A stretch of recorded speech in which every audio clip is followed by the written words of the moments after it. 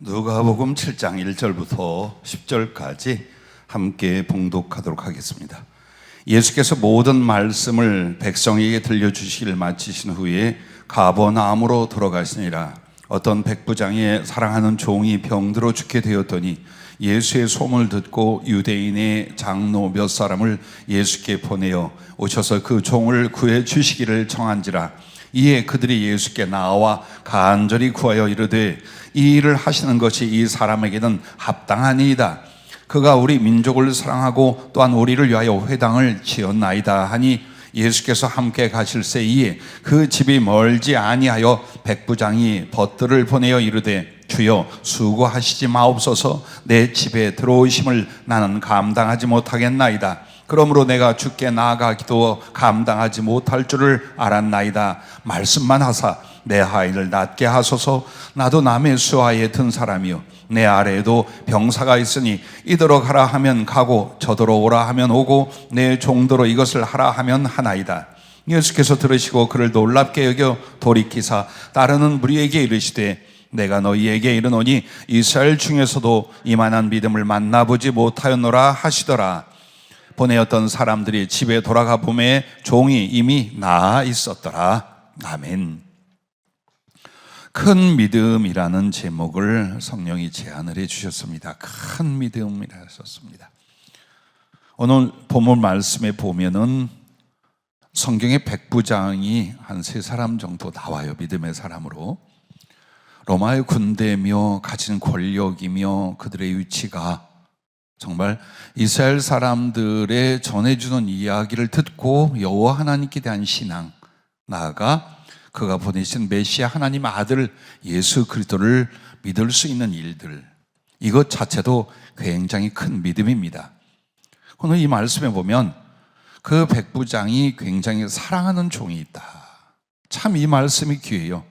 종이나 하인은 그냥 물건처럼 취급해도 되는 시대입니다. 그러나 이 사람이 정이 많은지 하나님의 은혜 안에서인지 참 그 종을 사랑했어요. 근데 그가 병이 나서 여러모로 애를 쓰고 수고하여도 그 병을 치료해 줄 수가 없어요. 그때 예수님에 대한 소문을 듣고 또 그분이 가까이 오셨음을 알고 장로 몇 사람, 즉 유대인의 유력한 사람들이 친구로 있었어요. 그 사람들을 대신해서 보냅니다. 오셔서 내가 사랑하는 우리 하인이 있는데 제발 살려주십시오. 그때에 그 장로들이 주님께 와서 하는 말이 이 사람에게 그런 일을 하시는 것은 너무나 합당한 일입니다. 왜냐하면 우리 민족을 사랑하고 즉 구제를 많이 했다는 뜻입니다. 나아가서 또한 우리를 위하여 회당을 지어줬다. 그런 간증을 해요. 그래서 예수님이 그렇게 하시겠다 하고 가고 계셨습니다. 그랬는데 또 백부장이 자기 벗들을 보냅니다. 보내서는 하는 말이 오지 마시옵소서. 우리 집에 오시면 우리가 감당할 수가 없습니다. 그런 수고로움도 하지 마시옵소서. 그냥 말씀만 해 주십시오. 내 수하에도 사람이 있어서 가라 하면 가고 오라 하면 옵니다. 그렇게 하면서 주님을 만류하는 그 겸손 속에 주님에 대한 모든 믿음이며 주님을 향한 그 중심을 우리가 볼 수 있었습니다. 말씀만 해주십시오. 그때 주님이 이스라엘 중에서 내가 이런 믿음을 보지 못하였도다. 큰 믿음이라는 표현을 그렇게 표현해 주십니다. 그리고서는 마태복음 8장에도 같은 기사가 있어요. 그런데 마태복음 8장 13절에 보면 거기서 뭐라고 하느냐? 네 믿은 대로 되라. 가라. 네 믿은 대로 되라. 하시니 그 시에 그 종이 나았다라고 기록이 되어 있습니다. 자, 우리는 잘 압니다. 하나님 모든 은혜와 응답과 역사가 믿음에 달려 있다는 걸 압니다. 오늘 성령님께서 이런 이야기를 하셨어요. 무엇을 얻고 이루려고 하지 말고 믿음을 키우려고 해라. 너희들 손으로 얻고 만들려고 하는 건 거의 불가능하거나 혹은 급히 소멸되고 사라질 것들이다. 그러지 말고 내 앞에서 큰 믿음을 만들려고 해라. 왜? 하나님은 그 믿음을 통해 주시고 역사하시기 때문에 그렇다는 겁니다. 우리의 노력은 내가 무엇인가를 삶 속에서 혹은 주의 일 속에서 해내야 된다, 그 생각을 합니다. 그런데 그 이전에 우리에게 오늘 이 본문 말씀처럼 큰 믿음을 만들도록 해라, 바로 이 이야기를 하셔요. 믿은 대로 될지어다. 이 말은 내게 믿음이 얼만큼 있느냐, 그 믿음의 깊이와 분량만큼 내가 응답하고 일하고 역사해 줄 것이니라, 이 말씀이에요.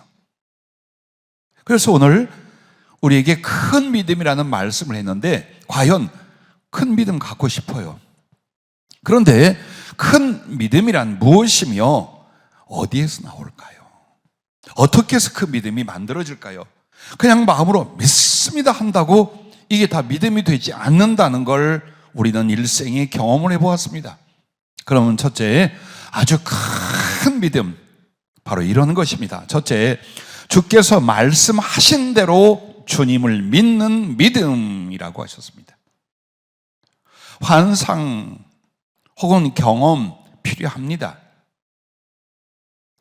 혹은 우리가 어떤 일어나는 일들의 체험도 필요합니다.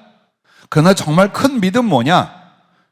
주님이 해주신 말씀만으로도 확실히 믿는 믿음이다, 그 말입니다. 그런데 여기서 주님이 하신 말씀이라는 건 주님이 내가 너에게 무엇을 해주마 라는 말만이 아니라 그가 누구신지, 구원의 은혜를 어떻게 이루셨는지, 하나님의 아들로서 어떤 영광의 분이신지, 우리를 향한 사랑과 은혜는 어떤 것들인지, 이런 모든 주님의 말씀을 그대로 받아들여 믿는 사람이라고 하셨습니다. 그러므로 만약 여러분에게 예수님이 나타나셔서 내가 너를 이렇게 사랑하고 너에게 이런 것을 해주마, 여러분 믿으시겠지요? 절대로 흔들리지 않겠지요? 그런데 그렇게 주님이 친히 나타나셨거나 그 주님을 만나 말씀을 들어본 일이 없는 게 바로 오늘 이 백부장입니다. 이 사람은 사람들에게 전해 들은 말뿐이 없어요. 그럼에도 그것을 하나님께 직접 들은 말씀 이상으로 믿음을 가졌다는 것입니다. 사도행전 10장에 나오는 고넬료도 백부장이에요. 그 사람도 역시 어땠어요? 예수님을 만났거나 하나님을 만났거나 해본 적이 없어요. 어쩌면 적지에 와서 자기를 대적하는 유대인들 중에 어떻게 친분을 가진 사람들이 하나님의 이야기를 했는데 이걸 고스란히 받아들인 거예요. 자, 보지 않고 믿는 자가 복되도다라는 것은 보거나 체험을 할 필요가 없다는 말이 아니라, 그래야만 믿는 사람이 있는가 하면 다른 사람이 말해줘도 믿는 사람이 있다 이 말이에요. 진리를 말해주고 살아계신 하나님과 예수님의 은혜를 말해줘서 전해줬어요. 근데 이 사람이 전해준 것만 가지고도 백부장은 어때요? 큰 확신을 가지고 자기의 삶과 영혼, 인생을 거기에 다 걸게 됩니다. 오늘 그렇습니다. 저는 이 사역을 하면서 가끔 이런 분들이 있어요. 나한테 주님의 뜻이 뭐냐, 혹은 하나님의 계획이 뭐냐를 물어요. 그래서 여차저차 하는데 지금 자기가 생각하는 것과 자기가 사랑하는 것에 대해서 너무나 고난을 안겨다 주는 반대 이야기예요. 거기서 몇몇 사람이 이렇게 말하는 거예요. 이게 군소리예요. 대표기도원 설교할 때 하지 말라고. 그 시기 망설이다가 하는 말이 뭐냐, 내가 기도해서 직접 하나님이 나한테 그런 말을 해주면, 그런 확신을 주면 내가 그렇게 하겠습니다. 최근에도 어떤 자매가 저희 교회에 잠깐 적을 듣고 은혜를 받고 간 자매가 결혼 문제로 상담을 했어요. 근데 형제가 아니야, 지금 무슨 말을 하고 그 모친이 무슨 말을 해도 주님은 절대 그 사람하고 결혼하지 마라. 지금은 좋은 듯 하나 나중에 사명이 보고 절대 없을 것이며 주의종으로 가지 아니할 것이며 하나님을 경외하고 사랑하기보다는 어떻게 해서라도 돈을 벌고 경제적인 걸 위하여 몸부림을 추다 그 사람이 끝난다. 하지 마라.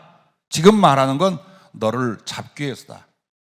그런데 보세요. 이 자매들이 문제가 뭐냐면 처음에 그 말을 듣고 영적 분별을 해야 되는데 마음을 다 주었어요. 사랑하고 결혼을 다 계획했어. 그때 가서야 주님 앞에 어떠냐 묻는 거예요. 너무나 크다 이 말이에요. 내려놓기가 너무 힘들어. 그래서 하는 말이 우리 두 사람이 기도해서 둘 다 하나님이 너희 둘이 아니다라는 확신을 주시면 그렇게 하겠습니다. 이번에 또 그래. 봐봐요. 굉장한 믿음 갖고 주님을 위해 살고 사명을 위해 산다고 하던 사람들이에요. 그냥 평범한 신자들이 아니라. 도대체 우리는 우리의 믿음이 무엇일까요? 나의 경험일까요? 나의 이성일까요? 나의 판단력일까요? 아니지요. 주 예수 그분의 말씀입니다. 그런데 그 말씀이 분명히 근거가 있어요. 진리라는 근거, 성령을 통해 주신 근거, 성경 말씀한 근거가 있어요. 그것을 그대로 받아들이는 것이 큰 믿음입니다. 나에게 말해준 사람이 누구이든지 간에 우리에게 권면한 그 내용이 무엇이가되 성경의 말씀이요 하나님 뜻에 부합한 말씀이라면 기꺼이 받아들이는 거예요. 나보다 더 어린 게 제 평신도가 주의 종한테 이게 아니에요. 분명히 이것은 하나님의 뜻이에요. 진리예요. 혹은 그 말씀과 관련된 내용이에요. 이럴 때에 그것을 받아들일 줄 아는 것. 여러분 이것이 큰 믿음이라는 사실을 잊지 마시기를 바랍니다. 그래서 여러분과 내가 성령을 통하여 좀 더 확실한 영적 체험이나 진리의 경험이나 주 예수의 형상을 친히 배워옵는 놀라운 일들을 사모해요. 실제로 얼마나 좋은지 몰라요. 그러나 그것만으로 믿음을 삼는다면 우리의 믿음은 그런 기적이 일어나기 전엔 오히려 강팍하고 완악해져 있는 사람이 되고 맙니다. 그러므로 여러분과 나에게 이 백부장을 천거하며 성령이 오늘 주신 말씀은 이 사람은 주님을 만나지 않았어요. 그리고 마태복음에서 마치 주님 앞에 나온 것 같으나 여기서 자세히 말하는 것은 주님 앞에 나오지 않았어요. 소문만 들었어요. 그분에 관한 말씀을 전에 들었어요. 그럼에도 확실하게 믿고 의지하고 존경까지 해요. 많은 자료가 있고 많은 경험이 있어서 믿음을 얻는다. 이 내용보다 하나님이시니까, 예수님의 말씀이니까, 주님의 뜻이니까 이렇게 해서 받아들이는 믿음, 이것이 바로 주께서 말씀하신 대로 주님을 믿는 믿음이라. 당신을 믿기 때문에 그분의 말씀이나 혹은 그분의 말씀을 전해주는 주의 종과 다른 사람들의 권면의 말조차도 기꺼이 받아들일 수 있는 겸손과 믿음, 이것을 가르쳐 말씀을 하고 있습니다. 그래서 내가 주님이 나에게 직접 하는 말씀은 듣지 못한다 할지라도 사람을 통해 전해 듣고도 전적으로 신뢰를 하고 하나님과 자신의 관계를 세웠습니다. 주님과 그 모든 말씀을 순전히 받아들이는 믿음. 그래서 이 말씀의 별명을 우리가 이렇게 말씀만 하시옵소서, 이거예요.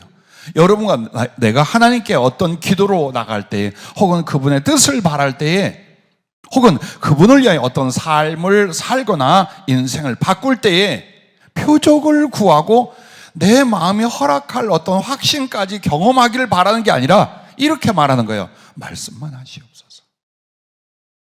내가 어떻게 살까요? 말씀만 하시옵소서. 내가 이 사람하고 결혼할까요? 말까요? 말씀만 하시옵소서. 내가 어떤 일로 주의를 할까요? 말씀만 하시옵소서. 내가 어떻게 주님을 사랑하며 하나님께 더욱 성결하며 거룩하게 살 수 있을까요? 말씀만 하시옵소서. 바로 이것입니다. 이것이 큰 믿음입니다. 즉 우리의 상상을 넓혀서 거대한 일을 꿈꾸는 것이 큰 믿음이 아니라 그저 말씀하시면 믿고 따를 수 있는, 이것을 큰 말씀, 큰 믿음, 그렇게 말하고 있는 것입니다. 또한 아주 큰 믿음의 두 번째는 이것입니다. 모든 것을 기도하고 그대로 이루어 주실 것을 믿는 믿음입니다. 자, 기도하고서 그것을 이루어질 줄로 믿는 믿음은 앞에 조건이 있어요. 모든 걸 다 기도해야 돼요. 어떨 때는 기도하고 어떨 때는 기도 안 하고 어떤 것은 기도하고 어떤 것은 기도 안 하고 그러면 절대 믿음이 생기지 않아요. 오히려 갈등과 조바심과 혼란이 일어나요. 그러므로 기도라고 하는 건 내가 하나님에 호흡하는 모든 순간, 내 의식이 하늘로 옮겨지는 그 순간까지 하나님을 대하여 감사도 할 수 있고 고백도 할 수 있고 간구하여 조를 수도 있고 무엇이든지 표현할 수 있어요. 그런데 여기에서 우리가 모든 일과 순간마다 기도를 하되 그 기도를 하되 그대로 이루어 주실 것을 믿는 믿음입니다.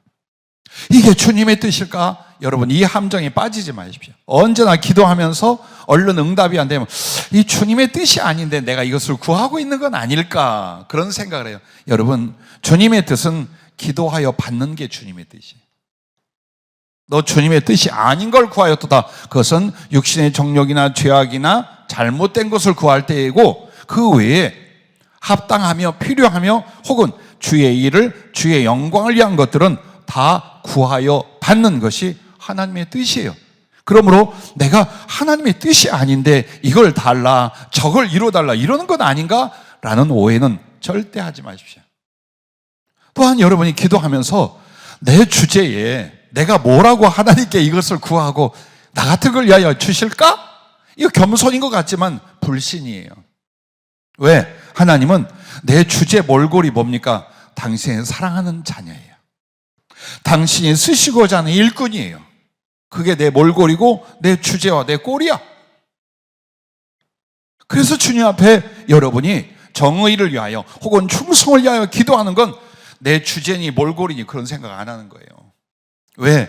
주님의 영광을 위해서거든요. 강하고 담대히 기도하는 거예요.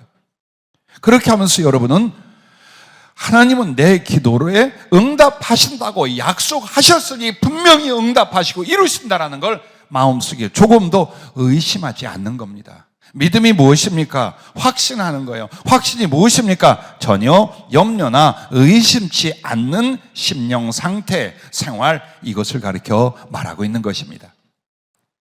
그래서 여러분과 나에게 마태복음 21장 21절 22절에 보면 무화과 나무가 말라 비틀어졌어요. 이거 어떻게 된 겁니까? 하는 제자들에게 너희가 의심치 않는다면 이게 그대로 된다. 무엇이든 기도하고 구한 것을 받은 줄로 믿으라. 그래야만 너희에게 그대로 이루리라.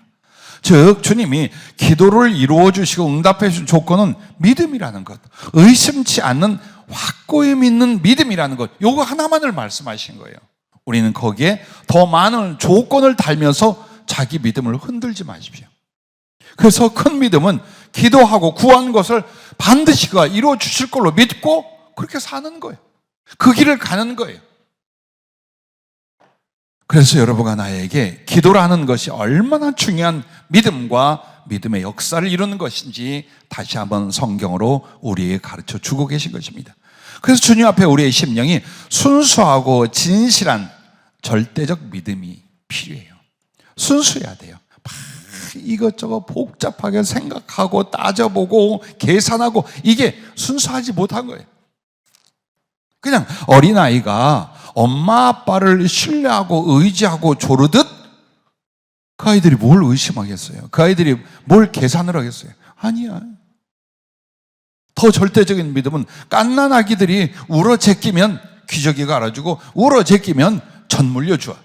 그래서 할 수 있는 게 무조건 울어. 죽기 살기로 울어.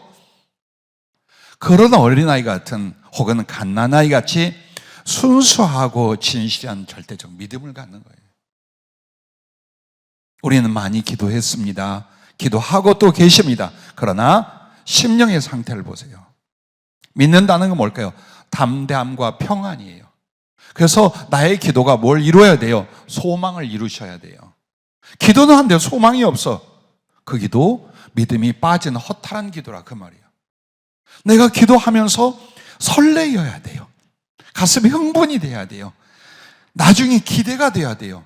그게 순수함이고 그게 진실함이고 그것이 절대적인 믿음이에요. 가나 혼인 잔치집에서 주님의 기적이 제일 먼저 일어나지요. 요한복음 2장에 보면.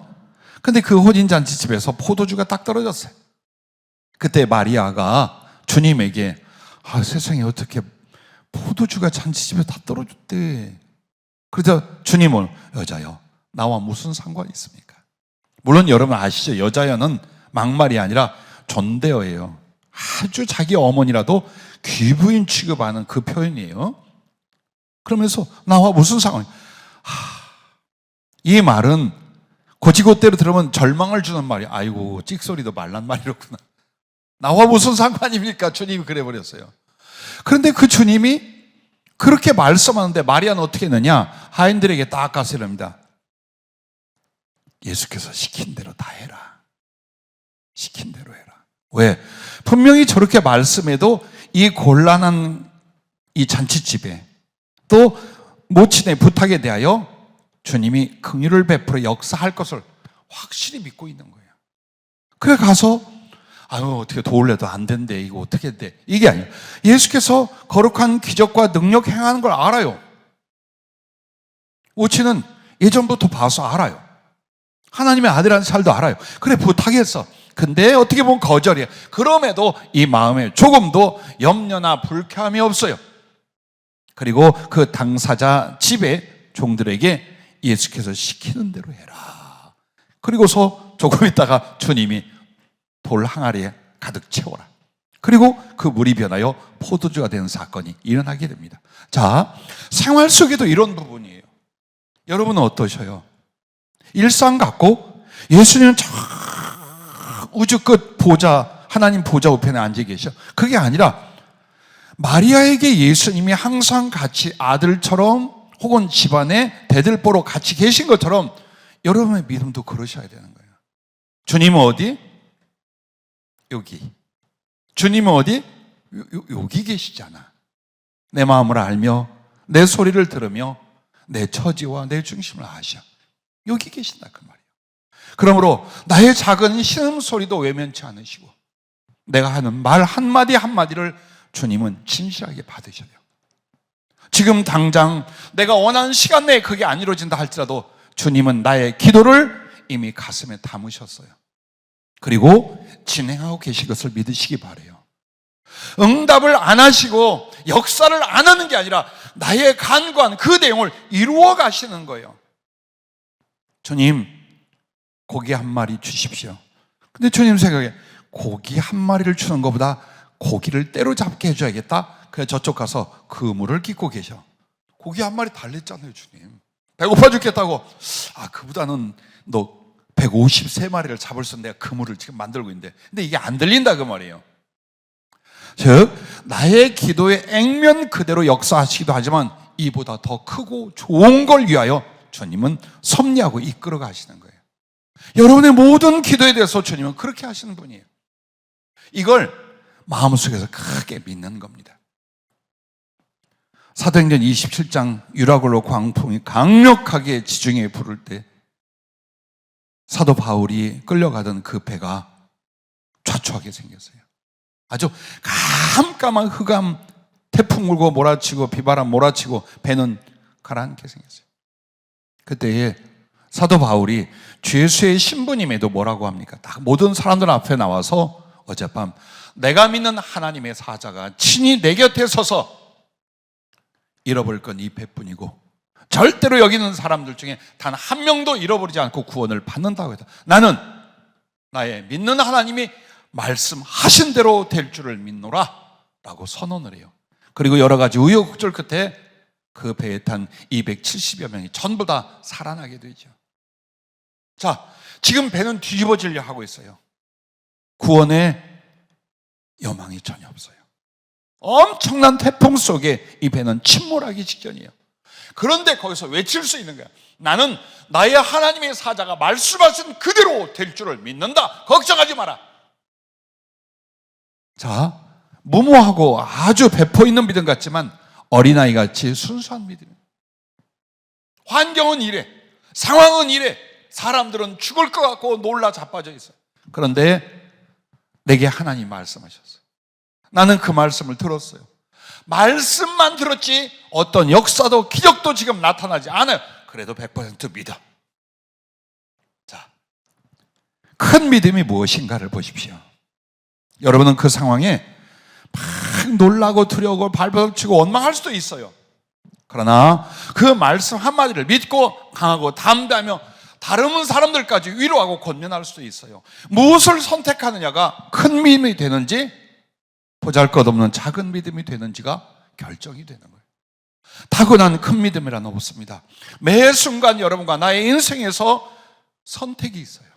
생각의 선택, 판단의 선택, 행위의 선택, 인생 가야 할 길의 선택, 사람에 대한 선택, 충성의 선택. 그때마다 여러분이 어때요? 주님을 향하는 거예요. 주님께 대한 믿음, 주님께 대한 사랑, 그걸 선택하는 거예요. 믿음은 여기에서 큰 믿음이라 이만한 믿음을 본 일이 없도다 하신 주님의 칭찬이 일어나게 될 줄로 믿으시길 바랍니다. 자, 아주 큰 믿음 세 번째는 이렇게 소개하셨습니다. 믿음대로 행하고 소원을 이루는 믿음이라고 하셨습니다. 자, 그렇습니다. 내가 어떤 마음을 먹고 어떻게 기도하였고 또 그것을 믿는 심령 상태를 유지하고 이것도 중요해요. 그런데 중요한 건 이제 나의 중심과 생활이에요. 즉 믿음은 생각에만 머무르는 게 아니고 말에만 머무르는 게 아니라 나의 삶에서 나타나는 거다. 근데 그 삶에 나타나는 큰 믿음이 뭐니까 믿음대로가 아니라 믿은대로라고 성경에 써 있어요. 내가 믿은 대로 된다라는 거예요. 그래서 하나님이 나의 믿은 대로 일하는 것처럼 나는 어때야 돼요? 믿은 대로 내가 그렇게 살아야지. 행동해야지. 하나님이 이걸 원하시고 하나님이 이걸 하시길 원하고 혹은 이렇게 하실 줄로 믿어. 근데 나는 그걸 안 해. 난 그걸 안 해. 이게 불순종이에요. 이게 불신앙이에요. 예를 들어 여러분에게 지혜를 줄 터이니 성경 좀 죽기 살기로 읽어라 그러셨어요. 그럼 여러분이 어때요? 지혜가 올 거야. 지혜를 주신댔어. 근데 성경은 안 읽어. 이게 뭡니까? 믿음 없는 행동이에요. 분명히 주님이 성경을 봐라. 내가 지혜의 칠갑절을 주려 하셨단 말이에요. 그러면 여러분은 뭘 행동해야 돼요? 성경에 눈, 코를 받고 열심히 읽고 부족하지만 공부하고 그러면서 기도하는 거예요. 자, 주님 나에게 꽤 괜찮은 재물과 경제력을 주셔서 구제하고 선교하게 주시옵소서. 그렇다면 내가 지금 그렇게 하고 있어야 되는 거예요. 그렇게 된 뒤에 하는 것이 아니라 이미 나는 그것을 행동으로 옮기고 있는 거예요. 주여 성령의 능력에 살펴 복음을 전하게 주시옵소서. 근데 내가 요새 전도를 안 하는 까닭은 성령의 능력이 안 왔기 때문이다. 이게 불신앙이야. 내가 복음을 전하노라면 그 성령의 능력을 주실 줄로 믿습니다 하고 복음 전하는 일을 하시며 성령의 능력을 구하는 거예요. 그처럼 믿음은 어때요? 행동으로, 행위로 나타내는 것이 큰 믿음이요. 또한 내가 하나님께 무엇을 기도하고 약속하셨습니까? 무엇을 소원하고 다짐하셨습니까? 반드시 그걸 이루는 거예요. 절대로 여러분 비굴해지지 마세요. 약간의 물질 때문에, 경제적 때문에, 혹은 자존심이나 모욕감 때문에, 혹은 죽을까 봐 내가 하나님께 이렇게 하겠습니다, 이렇게 살겠습니다, 하나님이 기뻐하시니 내가 이렇게 하겠습니다, 그걸 포기해? 그럼 나는 뭘까? 여러분 한번 생각해봐요. 내가 하나님 앞에 이렇게 살겠습니다 하고 그걸 포기하면 내 신앙이 뭐며 나라는 존재가 하나님 앞에 뭐가 되겠어요? 뭐가 되겠냐고요. 위선이고 거짓 아닙니까? 그럼 내 신앙은 뭐며 하나님과 나의 관계는 뭐며. 그래서 여러분과 나는 하나님께 기도하고 소원한 것을 절대로 잃어버리면 안 되는 거예요. 절대로 그것을 놓아서는 안 되는 거예요. 아무리 환난과 고난이 온다 할지라도, 위기와 어려움이 온다 할지라도 나는 계속하고 있는 거예요. 나를 크게 쓰시고 적게 쓰시고 하나님이 하실 일, 나의 생명을 연장하고 데려가시는 하나님이 하실 일, 나는 주님 앞에 약속한 것과 주님이 기뻐하실 그 소원을 향하여 계속 가는 거예요. 가다 죽는 거예요. 언젠간 떠나겠지요. 그러나 비겁하게 두려워하며 내가 한참 뜨거울 땐 이렇게 기도했고 하나님의 은혜를 알았을 땐 내가 이렇게 소원을 했지만 나는 그 깜이 안 돼, 그 그릇이 안 돼, 그것은 나의 객기였나 봐. 절대로 그러시면 안 돼요. 그래서 여러분과 나는 하나님 앞에 담대함이 어디서 오냐? 부족하지만 내가 믿는 대로 행동하고 살아가고 있으며, 동시에 하나님과 나 사이에 맺어진 그 약속과 언약에 대하여 힘이 들고 어려워도 지켜 그쪽으로 가는 거예요. 여기에서 담대함이, 사랑의 자신감이 여러분과 나에게 남아있는 거예요. 그래서 오늘 큰 믿음 할 때 바로 이런 상황입니다. 백부장을 보세요. 자기가 주님을 믿기 때문에 자기 종이 죽어갈 때 사람들을 주님께로 보내어 부탁합니다. 만약 믿음이 없었다면 안 보냈겠죠. 또한 보세요. 자기가 믿은 대로, 그래, 하나님을 믿는 것은 자비를 베푸는 일이야. 그래서 열심히, 물질 아깝지 않은 사람 어디 있겠어요? 구제하고 회당까지 지어준 이유가 뭡니까? 내가 그 하나님을 믿기 때문에. 그 하나님이 자비로우셔서 그 하나님을 믿는 건 자비를 베푸는 것이라고 여겼기 때문에 그도 기꺼이 수없이 많은 사람을 구제하며, 고넬료도 역시 크게 구제하고 베푼 이유가 다 믿음의 행위, 믿음의 행함들이었다는 거예요. 우리의 인생길이 혹은 주님 앞에 사는 시간이 얼만큼 될지 모르지만 이런 부분이에요. 자꾸만 우리가 무엇을 이루었고 무엇을 얻었고 무엇을 하고 있고에 집착하다 보면 여러분과 나는요, 항상 조바심, 낙심, 그리고 자기 비하에 빠져버리게 됩니다. 그러나 주님이 성경 말씀을 통해 주신 본질은 뭡니까? 믿음으로 나아감이에요.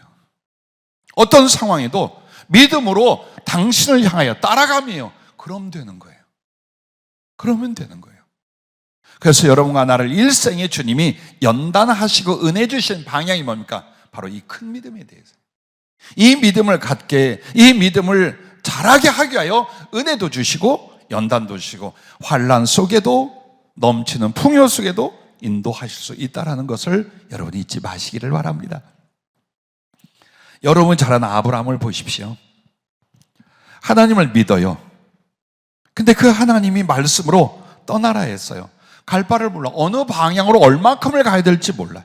가본 적이 없어요.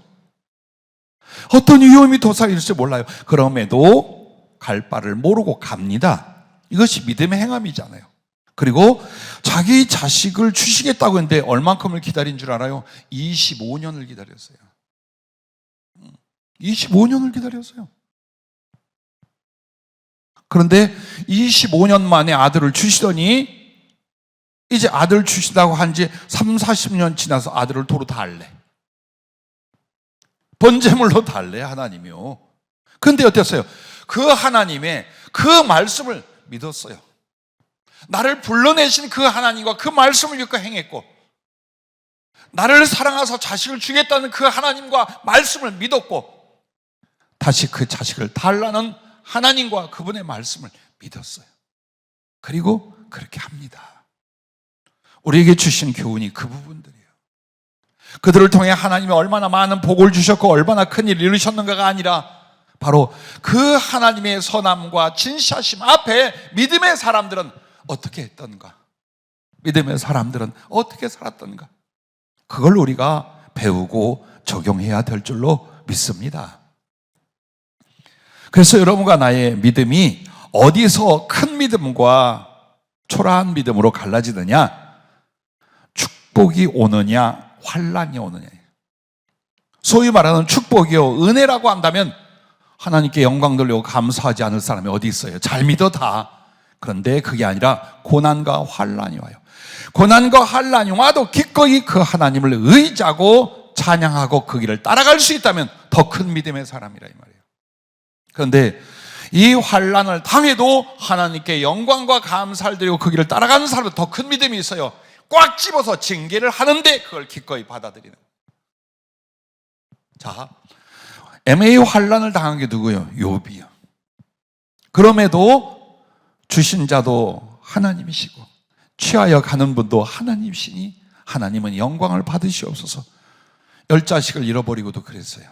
정말 큰 믿음이에요. 그러나 다윗이 범죄했을 때 나단 선지자가 왔어요.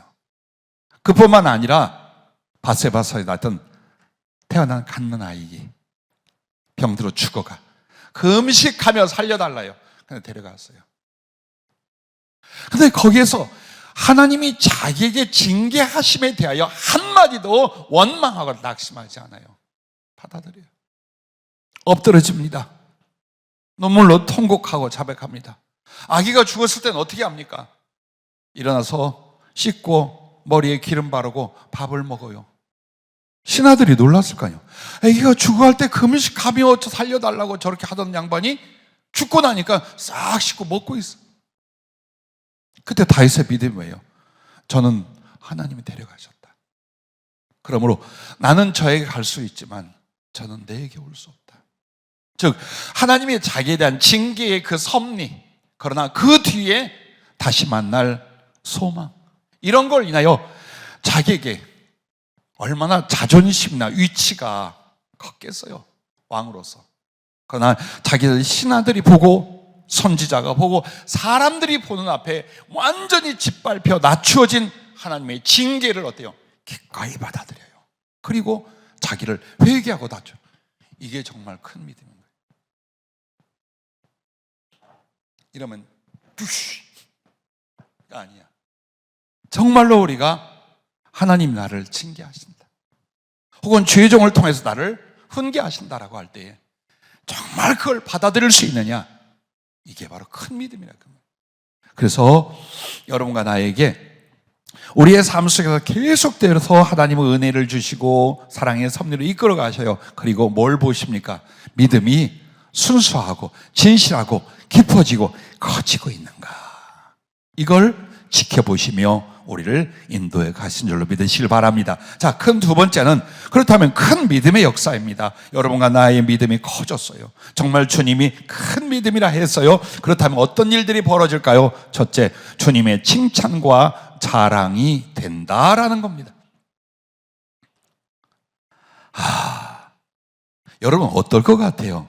주님이 여러분을 꼭 집어 만민 앞에서 너의 사랑이 참 컸도다, 네 충성을 정말 재어볼 그릇이 없도다, 너는 그 고난과 가난 중에도 정말 나를 사랑했구나, 너의 겸손이 얼마나 많은 사람을 기뻐하고 위로했는지 모른다. 자, 그 말씀들을 오늘 들을 수도 있어요. 성령을 통해 들을 수도 있어요. 더욱 중요한 건 그분 앞에 갔을 때, 당신 앞에 갔을 때에 우리를 말없이 환영할 수도 있겠죠. 아니면 그러시지 않게 턱짓을 할 수도 있어요. 뭡니까? 저거 앉아. 그런데 맨발로 뛰어나오셔서 끌어안고 여러분의 믿음과 충성과 사랑에서 격려하고 칭찬하고, 그리고 많은 사람들 앞에 자랑을 한단 말이에요. 이 아들이 어떻게 산 줄 너희도 보지 않았느냐, 이 아들이, 이 딸이 어떻게 사랑하고 충성하게 살았는지 너희들 그동안 보지 않았느냐, 내 영광이며 내 사랑이며 내 자랑이니라. 자, 이것은 어떤 상보다도 중요하며 어떤 위치보다도 중요하다는 것입니다. 이것이 바로 우리 주님께, 그리고 하나님께 영광을 돌려드리는 일입니다. 이 누가복음 7장 9절 말씀에서도 주님이 그러잖아요. 내가 너희에게 이르노니 이스라엘 중에서도 이만한 믿음을 만나보지 못하였노라. 이 말이 뭡니까? 칭찬이며 동시에 주님이 또 아버지가 영광을 받으신 모습이에요. 그리고 주님은 당신에게 영광을 돌려드렸잖아요. 그럼 어떻게 하냐? 당신이 높임을 받으시며 세상에 자랑되게 하시고, 누굴 통해? 여러분을 통해서요. 여러분의 행실과 삶을 통하여 주님을 높이고 주님이 자랑되도록 만들어 주십니다. 가장 외롭고 초라한 순간에 막달라 마리아가 향유 옥합 주님께 부어드리며 눈물로 그분의 발을 닦아드리고 입맞추려 쉬지 않을 때 주님 그 장면에서 어떻게 무시받고 계셨는지 알지요. 얼마나 외면당하고 멸시받고 있는 자리라는 거 알죠. 그러나 그 여인의 한 일을 통하여 주님 뭐라고 합니까? 너의 사랑함이 크도다. 그러면서 그 집주인에게 그 여인의 행위에 대해 설명을 합니다. 그 자체가 뭡니까? 그것도 예수를 높이고 이 여인이 이렇게 하기까지 주님이 어떤 분이신가에 대하여 자랑되게 만드는 것입니다. 뿐만 아니라 여러분과 내가 살아가면서 사도 바울을 많이 존경합니다. 근데 그 사도 바울의 사는 철학, 거룩한 사상이 뭐냐? 내 몸뚱이를 통해서 예수 그리스도가 높임을 받는다면 난 죽어도 좋소, 이거예요. 빌립보에서 말하는 거죠. 주님만 높임을 받으면 돼요. 멸시 천대를 받고 짓밟힐지라도 예수 그리스도가 전파되고 예수 그리스도가 높임을 돼요. 과연 그렇게 하시지 않았습니까? 그분을 통해 하나님이 그렇게 하셨습니다. 마음껏 예수님을 자랑할 수 있도록, 마음껏 예수님의 권능과 능력이 나타날 수 있도록 그렇게 이 믿음의 사람을 쓰시지 않습니까? 자, 두 번째는 큰 믿음을 여러분이 장착하게 된다면 하나님은 이렇게 하십니다. 무엇을 구하든지 주께서 다 들어주신다는 겁니다. 네 믿은 대로 될지어다. 네 믿은 대로 될지어다. 의심치 아니하고 네가 믿는다면 이렇게 되리라. 그렇습니다. 여러분과 나에게 믿음의 역사, 기도의 응답은 무엇을 바탕으로 하는 거예요? 믿음의 장성함, 믿음의 분명함, 이것을 담보로 하여 하나님이 역사를 해요. 그래서 여러분이 큰 믿음이라 잘하면 잘할수록 어때요? 주님이 무엇을 구하든지 무엇을 꿈꾸든지 이루어 주신다는 걸 잊지 마시길 바랍니다. 자, 우연인 것 같지만 엘리야와 엘리사의 관계에 있어서 스승과 제자잖아요. 그런데 그들을 돕던 여인들도 있어요. 엘리야에게 사르밧 과부가 있었고 아들이 있었어요. 엘리사에게 수넴 여인이 있었고 아들이 있었어요. 근데 양쪽 집이 아들이 다 죽었어요. 그런데 이 엄마들이 눈물로 간곡히 간과하여 그 선지자들을 통하여 아들들이 양쪽 살아났어요. 여러분에게 물을게요. 누구의 믿음입니까? 그 양쪽 집에서 죽은 아들들이 살아난 건 엄마들의 믿음일까요? 선지자들의 믿음일까요? 어떻습니까? 1차는 엄마들의 믿음이에요. 왜? 선지자들이 먼저 살려주려고 한 게 아니에요. 엄마들의 그 간구와 믿음, 그리고 그 전에 뭐가 있었어요? 하나님을 경외함과 주의 종을 섬기면서 주 뜻을 행하고 있던 믿음들. 아무리 선지자가 살려주고 싶다 해도 지금 이 모친들이 아이들을 돌려받을 믿음이 아니야. 그렇다면 하나님이 살리시지 않았을 거예요. 그러므로 여러분 보세요. 별 볼일 없는 이방 사람들 같았지만 죽은 자식을 살려줄 만큼의 믿음이 그 여인들에게 있었다라는 것입니다. 단지 선지자들의 기적적 능력을 자랑하기 위해서 이것을 쓴 것이 아니라 그 제대로 이름 내놓지 못한 이방 여인들의 믿음이 죽은 아들을 돌려받기도 했더라. 그걸 우리에게 보여주고 계신 것입니다. 아마도 죽은 자식을 돌려받는 것보다 더 큰 기도의 응답은 있을 수 없겠지요. 그처럼 성경에 기록된 이 이야기는 그때 하나님의 표적이지가 아니라 오늘날 우리에게 무엇을 구하여도 믿음만 있다면 하나님이 이루어 주신다는 약속과 표적임을 믿으시기 바랍니다. 자, 세 번째는 더 큰 것을 맡겨 더 큰 일을 이루게 하신다라는 겁니다. 삭개오를 보십시오. 삭개오가 주님을 만나자마자 그 주님 앞에 그분이 가장 원하는 게 뭘까? 가난한 자에게 베푸는 자비예요. 그래서 여러분, 경건이라는 원래 말이 자비라는 말과 연결되어 있어요. 우리가 알기엔 경건하면 깔끔하고 깨끗하게 사는 걸로 생각하잖아요. 근데 성경에 말하는 경건은 원래 히브리어에서는 자비. 그 말이 뭐니까 하나님의 자비를 받았으면 우리도 그 자비를 베푸는 거예요. 이게 경건이에요. 이게 경건 생각. 그래서 항상 뭐가 안 빠져? 구제가 절대로 경건이라는 단어에는 안 빠져요. 그처럼 이 삭개오가 바로 회개하여 예수를 영접한 뒤에 뭘 했어요? 자기가 악착같이 벌고 모았던 그것으로 구제를 탈탈 털어 해버립니다. 자, 그랬더니 주님이 어떻게 했다고 그랬어요? 이 사람에게 1년 안에 평생에 모았던 재물 그 이상을 주십니다. 그리고 너무나 크고 위대하고 아름다운 선교와 구제 일들을 평생에 하게끔 만들다가 로마 티토 장군이 예루살렘을 완전히 함락시키기 바로 전에 평안히 하나님이 데려가셨다. 그렇게 얘기를 하죠. 보세요. 무엇이 있는가를 보십시오. 사도 바울을 보세요. 사도 바울이 성령을 받고 굉장히 그때부터 사도가 된 게 아니에요. 그가 아라비아 광야로 가서 기도하고 하고 합니다. 그러나 예루살렘에 왔지만 예루살렘에서 환영하여 함께 사역하지 않아요. 자기 고향 다소로 보내버립니다.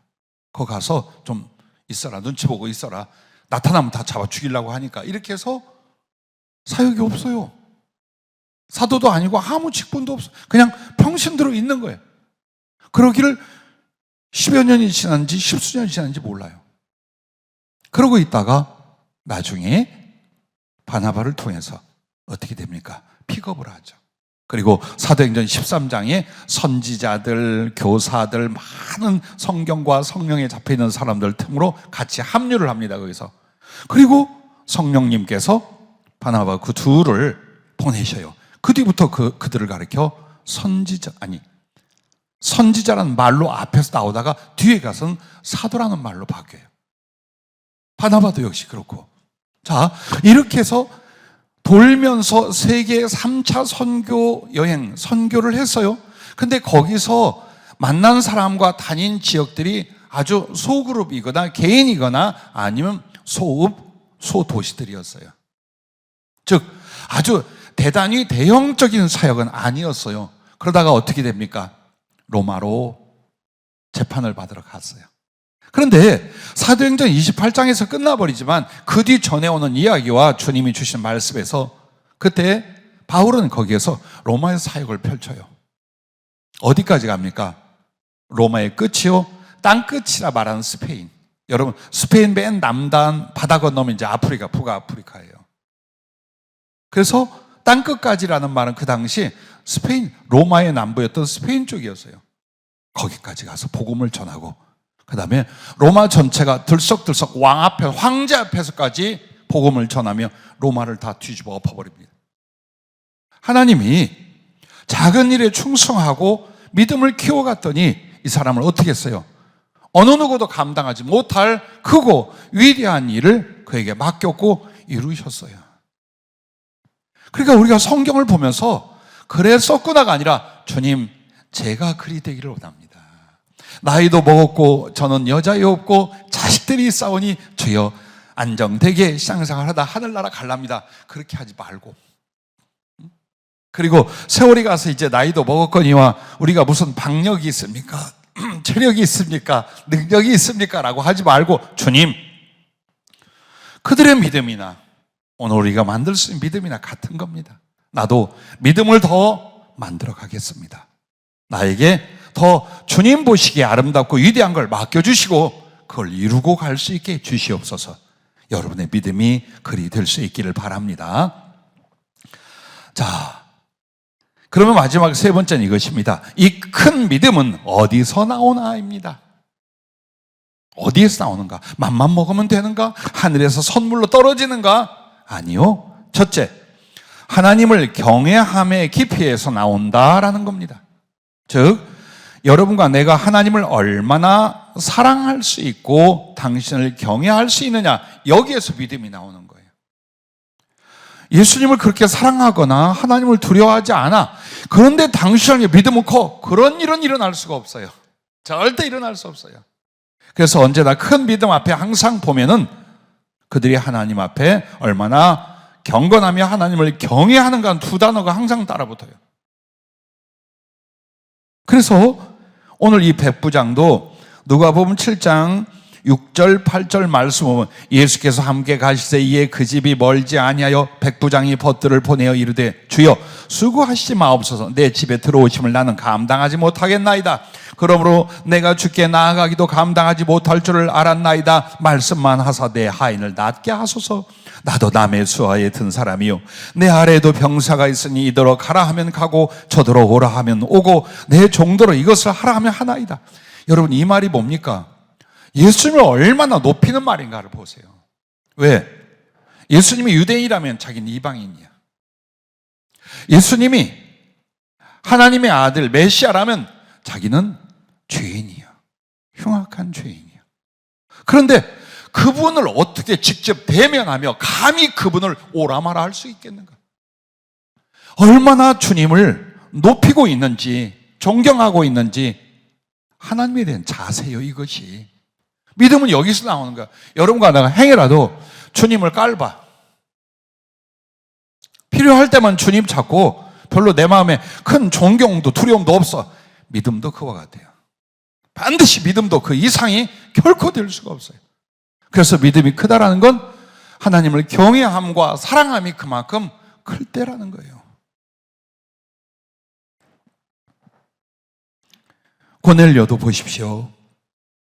그가 온 집안으로 더불어서 하나님을 경외하고 경건하여 구제하고 항상 기도하기에 힘썼다라고 나옵니다. 정말 그 하나님을 존경하고 두려워함이 있어요.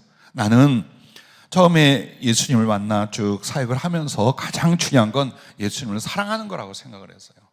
그리고 많은 주님의 종과 선배분들을 이렇게 섬기다가 그분들에게 나하고 다른 부분이 있었어요. 그게 뭐냐? 당신들은 예수님의 사랑의 그 깊이와 감정적 경험이 없어도 주님을, 하나님을 굉장히 두려워하고 있는 거예요. 그런데 보니까 나는 하나님을 두려워는 않는 것 같아요. 너무 좋아하다 보니까 그렇게 됐는지 버릇이 없고 교만해서 그런지 나는 어린 나이에 가보니까 내가 하나님을 막 벌벌벌 하지 않는 거예요. 그런데 세월이 지나서 더 큰 우리를 하나님 앞에 바르게 만들고 복종케 만든 것은 사랑의 기쁨이 아니라 두려움이에요. 두려움이 공포가 아니에요. 존경하다 엎드릴 수 있는 부분이에요. 공포라는 두려움이 아니에요.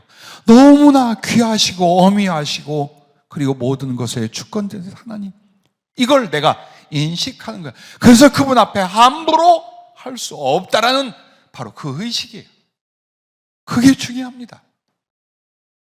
그리고 그 중심을 가지고 바르게 산다면 주님의 친밀함과 사랑을 충분히 그 사람에게 나타내고 경험을 시켜주는 거예요. 그래서 하나님을 경외하는 두려움 바탕 위에 사랑의 친밀함이 만들어져야지, 사랑 안에서 만약 하나님에 대한 경외함이 없다, 그럼 이것은 감정적으로 치우치다가 끝나버리고 말아요. 그래서 여러분과 나에게 하나님을 경외함의 깊이에서 믿음이 나온다라는 이 말을 여러분 절대로 잊지 마시길 바랍니다. 그래서 내가 크신 하나님으로 믿어. 그러면 어때요? 그만큼 큰 믿음이 나오는 거예요. 근데 하나님을 조망만하게 여겨. 그럼 내 믿음도 요만밖에 안 나와. 바로 이와 같은 비유를 감히 말씀을 드릴 수가 있습니다. 두 번째는 이 큰 믿음이 어디서 나오는가? 사랑과 충성에서 나온다. 이 사랑은 이제 사람들에 대한, 영혼들에 대한, 그래서 사람들에게 긍휼을 베풀고 자비를 베풀고 복음을 전하는 충성조차도 하나님께 대한 충성이지만 사람들에 대한 사랑과 긍휼 때문에 나오는 거예요. 그래서 여러분과 내가 이제 하나님을 인하여 사람들에게 어떤 자비로움과 긍휼 혹은 그 영혼들을 구원하고 살리려는 충성됨이 있는가? 여기서 나옵니다. 아니면 믿음이 아니라 하나님을 향한 욕심일 뿐이죠. 그러니까 하나님을 이용하여 내가 이렇게 되고 우리 집안이 이렇게 잘 되고, 이거 다 욕심, 탐심일 뿐이에요. 그런데 지금 나는 하나님을 경외하고 사랑할 뿐만 아니라 이제 이 세상에서 저 영혼들을 구원하고 그들에게 긍휼을 베풀고 하나님의 자비를 통하여 하나님의 생명을 나누는 일에 나를 드리고 싶어, 이 중심이 되고 있단 말이에요. 그러면 주님 앞에 이제 애들 말로 쫄질 않아. 좀 부족해도. 왜? 내가 구하는 게 분명히 나 잘 먹자는 거 아니라는 거 주님 아셔. 내가 구하는 게 나 이 세상에서 한번 내놓으라고 살고자 하는 게 아니라는 걸 그분이 아신다 이 말이에요. 왜? 내 양심도 아니까. 그런 어떤 저런 일들을 통해 어떻게 사람을 살리고 어떻게 긍휼을 베풀고 어떻게 믿음으로 사람들을 섬겨갈지 만약 주님이 안다면 내가 뭐 걸릴 게 뭐가 있어요? 무엇을 구한다고 걸리를 못하겠어요? 무엇이든지 자신 있게 기도하면서 여기서 큰 믿음이 되는 거예요. 그래서 믿음은 그냥 허황된 야망이 아니다. 바탕이 깔려 있는 거예요. 주님 때문에 다른 영혼들에게 어떤 사랑과 긍휼과 진리 복음을 통한 영혼 구원 일들을 하게 하여 하나님께 어때요? 이런 일을 이루시옵소서. 이런 것을 주시옵소서. 나는 믿습니다. 내 마음에 이 사랑이 주님의 뜻인 줄 믿습니다. 내 마음에 이 충성이 주님의 소원인 줄 믿습니다. 그리고 강하고 담대하여 구하기도 하고 기다리기도 하고 행하기도 하는 역사를 이룰 수 있다는 걸 여러분 믿으시기 바랍니다. 그러므로 이 백부장에게 자기 종을 사랑하여 예수님께까지 가서 살려다고 할 정도로 그에게 뭐가 있었어요? 긍휼과 자비가 있었어요. 그리고 이방 사람들, 한마디로 로마인에게는 유대인이 이방인들이죠. 이 사람들이 더구나 적대심이 얼마나 많은지 몰라요. 어떻게든지 여러분, 열심당원이 뭐냐면요, 그 어원이 자객, 한마디로 칼을 품은 자라는 뜻이에요. 그래가지고 단검을 가지고 있다가 로마인을 만나면 찔러 죽이고, 로마인에 충성하거나 그들과 연결돼서 찔러 죽여. 이게 열심당원들의 핵심 활동이었어요. 그래서 그 열심당원이라는 게 칼을 품은 자라는 뜻이에요. 자, 이런 상황 속에서 이 백부장이 그렇게 적개심을 가득 가지고 있는 유대인들에게 계속 구제를 하고 베풀고 그들을 위해 회당까지 지어줬어요. 인심을 얻으려고? 아니요, 하나님을 안 뒤그랬어요. 이 부분인 거예요. 이 부분을 주님 보시고 거기서 구하는 바를 큰 믿음이라고 말씀하고 있는 것입니다. 삭개오나 고넬료나 보십시오. 얼마나 세상의 사람들을 불쌍히 여기고 도우려 했고 그들에게 자비를 베풀려 하는가. 그래서 사랑과 충성은 하나예요.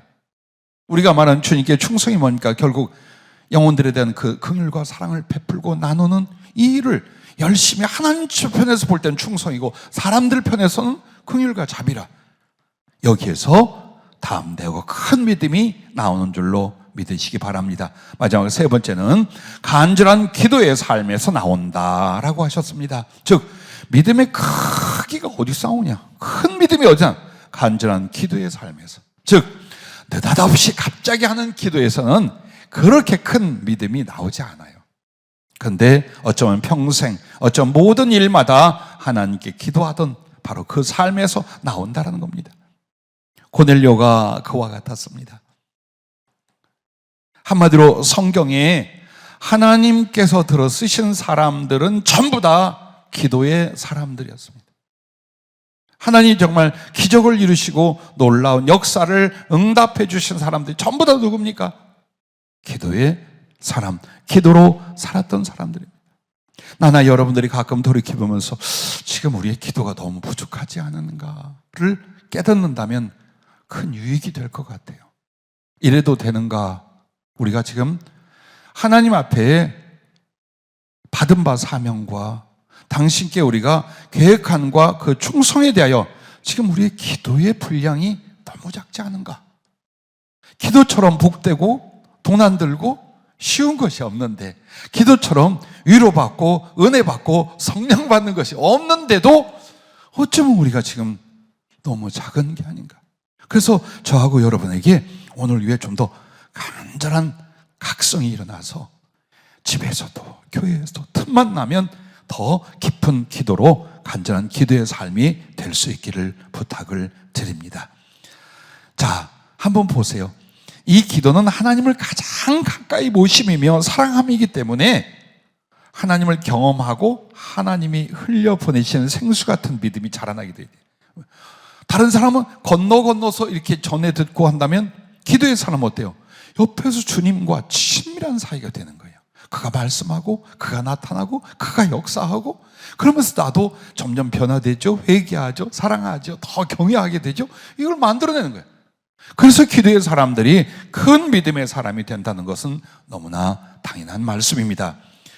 설교를 다 받고서 주님께 한 번 더 물었어요. 주님, 끝으로 한 말씀 해주시겠습니까? 라고 할 때에 여러분과 내가 잘 아는 마태복음 25장 15절 보면은 달란트 비유가 시작이 돼요. 근데 거기서 주인이 종들에게 달란트를 맡길 때 각각 재능대로라고 그래요. 재능대로. 그래서 한 사람은 한 달란트, 두 사람은 둘과 5달란트를 받게 되죠. 근데 여기에 주님이 그 주인이 그냥 너 한번 받아. 너는 이게 아니라 재능대로예요. 그러면 오늘 우리들에게 달란트라는 건 하나님이 주신 능력과 후원이에요. 주님의 일을 위하여 여러분에게 이제 정말 어떤 지혜를 주고 능력을 주고 물질을 주고 이 해주는 게 달란트란 말이에요. 그럼 달란트를 크게 받는 사람은 누구예요? 재능이 그만큼 뛰어났다라는 거예요. 그러면 돈 버는 재능이겠어요? 돈 쓰는 재능이겠어요? 사람을 홀리는 언변이겠어요? 그 재능은 믿음입니다. 정말 우리가 순수하고 진실하고 큰 믿음을 갖느냐가 달란트를 나눠줄 수 있는 재능이라 그 말이에요. 하나님의 능력이, 하나님의 역사가 누굴 통해 이루어지느냐? 재능을 가진, 즉 한마디로 믿음이라는 큰 재능을 가진 사람들에게 하나님이 주셔서 그들로 하여금 하나님의 나라와 뜻을 이루게 만드신다는 겁니다. 그러므로 설교를 시작할 때 여러분과 나눈 말씀처럼 오늘 우리는 돈을 벌기 위하여 혹은 사역을 넓히기 위하여 여러 가지 일들에 대하여 우리가 이루어보고자 합니다. 그런데 그런 열심과 그런 기대보다 더 사모할 게 뭔가 큰 믿음을 만들자. 즉 이 믿음이라는 재능만 있으면 달란트는 주인이 주셔. 세상에서 얻어오고 사람에게 받는 게 아니라 하나님이 주시는 거예요. 단 우리가 그것을 받아 그렇게 주님 앞에 쓰임받고 충성하지 못한 이유는 재능이 안 돼. 어떤 재능? 바로 단 하나, 큰 믿음의 재능이라는 겁니다. 그래서 오늘 주님은 여러분과 나에게 모든 시간, 모든 순간마다 충성도 하고 봉사도 하고 공부도 하고 또 우리가 사업도 하고 모든 일들을 하겠지만 항상 믿음을 키워라. 큰 믿음을 가져라. 이 말씀이 축복의 약속입니다. 기도하겠습니다.